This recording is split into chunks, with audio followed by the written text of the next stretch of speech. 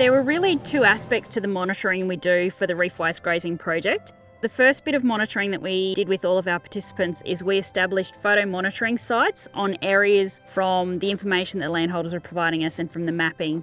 that were in C and D condition. In the next 5 to 10 years, those graziers would like to make or see changes in that condition. We installed monitoring sites with the landholders, took photos and did land condition assessments around each of those sites so that we really have a baseline to look at tracking change over time, actual on-ground change with pasture composition and ground cover, and from a satellite perspective, how that land is actually shifting towards, I suppose, a better condition. The second part of the monitoring we do is through Paddock to Reef, and essentially that captures the practices that landholders are making.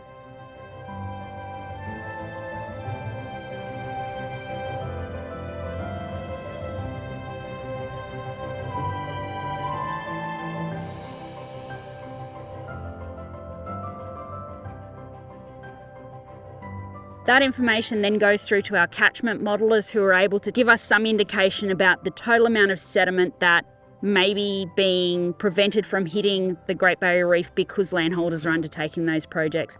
All of that information feeds into our ability to be able to show that the investment that's being made in water quality programs in the Burdekin is actually helping to progress us towards Reef Water Quality 2050 plan, where we have a big target to reduce fine sediments hitting the reef. And everything that we can help graziers report through to that program shows that we're proactively trying to make progress towards reducing our impact on the Great Barrier Reef. What's more important to us through our monitoring program is that graziers are able to see that the changes that they're implementing are able to have a positive benefit on their farm, so that they can either grow more grass every year or they can grow greener grass for longer throughout the year because they've got better soils to hold that moisture, or that they're able to graze cattle for a little bit longer, or they're able to put more weight on cattle more quickly. All of these sorts of things are the benefits that a landholder's going to want to see, and they get a greater appreciation for